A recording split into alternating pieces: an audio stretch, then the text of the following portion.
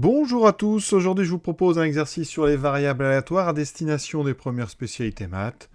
On va essayer de trouver la valeur donc d'une variable aléatoire ici. Il faudra trouver petit a pour que l'espérance de cette variable aléatoire soit 5. Et une fois qu'on aura trouvé la valeur de petit a, eh bien on calculera la variance de cette variable aléatoire. Et j'utiliserai le cours, la définition de la variance, et on utilisera aussi une propriété qui est un approfondissement au programme de première, le fameux théorème de Koenig-Huygens. Pour ceux que ça intéresse, la démonstration est en lien sur le PDF avec la description de la vidéo. Donc on est parti tout de suite. La première chose qu'il faut savoir, d'abord, quand on a une variable aléatoire, c'est que ce tableau, ça s'appelle une loi de probabilité. C'est un tableau qui donne les valeurs de chaque, donc les probabilités de chaque valeur ici de notre grand X. Donc ici, la probabilité que X soit égal à 0, c'est 0,2, puis etc. La somme, déjà, des probabilités dans le tableau doit faire 1, ce qui est le cas. Donc c'est pas grâce à ça qu'on va trouver petit a. Nous, on va faire comme si on connaissait petit a, calculer l'espérance, avec la fameuse formule, l'espérance de X, c'est la somme, donc ici, pour toutes les valeurs de I, dpi xi. Sachant qu'ici, vous avez 4 colonnes, donc 4 valeurs de x. Donc la première, eh bien, c'est x1, la deuxième, c'est x2, x3, et petit a, c'est x4. Et dessous, vous avez P1, P2, P3 et P4. Si on doit calculer donc cette espérance, c'est la somme de i égale 1 à 4. On aura donc P1x1, donc 0,2 fois 0, plus P2x2, 0,2 fois x2 qui vaut 2, plus P3 fois x3 qui vaut 5, plus P4, 0,5, multiplié par la valeur de petit a qu'on ne connaît pas encore. Et ça doit faire 5.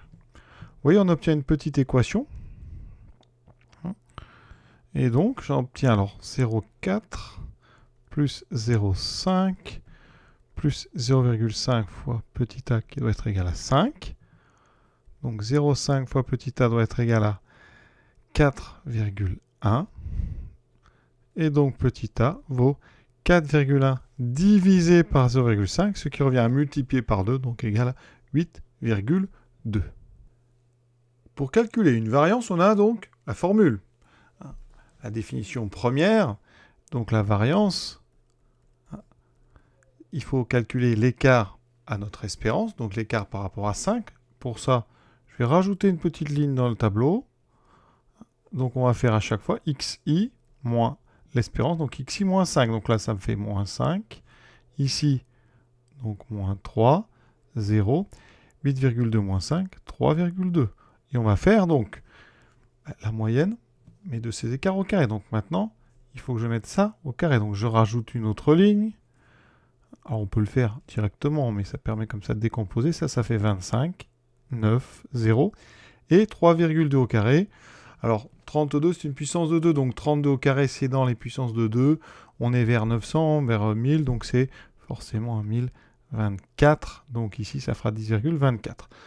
On va donc faire, alors, la moyenne avec la ligne des probabilités. Donc c'est ces deux lignes-là qui m'intéressent. Donc 0,2 fois 25 plus 0,2 fois 9. Vous voyez, j'explique.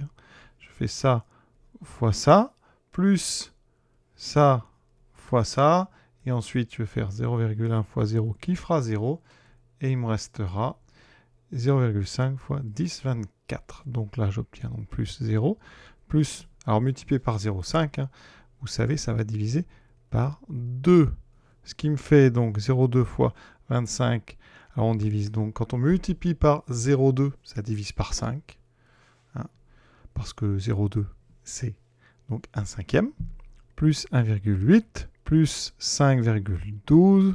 Ce qui me fait ici, ça finit par un 2.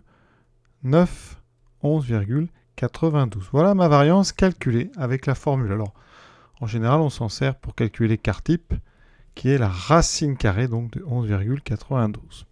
Maintenant, je vais vous proposer une deuxième façon de calculer cette variance avec la formule qu'on appelle le théorème de Koenig-Huygens. La deuxième donc, façon de calculer, c'est ce qu'on appelle le théorème donc, de Koenig-Huygens ici.